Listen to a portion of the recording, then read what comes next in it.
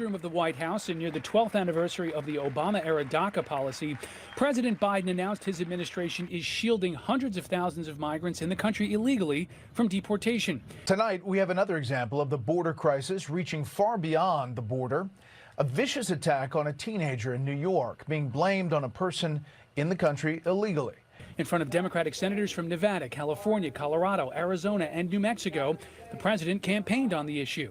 When he was president, he separated families and children at the border. And now he's proposing to rip spouses and children from their families and homes and communities and place them in detention camps.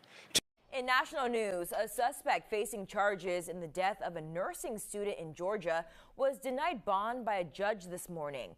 26-year-old Jose Antonio Ibarra is facing charges, including felony murder, aggravated battery, and kidnapping.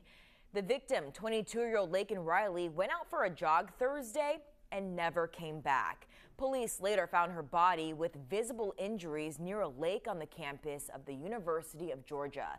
Investigators believe Ibarra and Riley did not know each other. To qualify under what Republicans are calling Biden's new amnesty plan, a person must already have been in the United States for 10 years and be married to a U.S. citizen.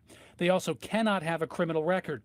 Senior administration officials say this policy would apply to about 500,000 adults and around 50,000 children younger than 21 whose parent is married to a U.S. citizen. A missing college student in Iowa, the body of 20-year-old Molly Tibbetts has been found. And now this man, 24-year-old Christian Rivera, has been charged with her murder. We conducted a lengthy interview with Mr. Rivera, and during that interview, he tells us that he sees Molly running and was able to come upon her, approach her, and while he was interfacing with her, he actually tells us that he ran alongside of her or behind her. And then at one point, he tells us that Molly grabbed a hold of her phone and said, "You need to leave me alone, I'm going to call the police." And then she took off running. He in turn chased her down.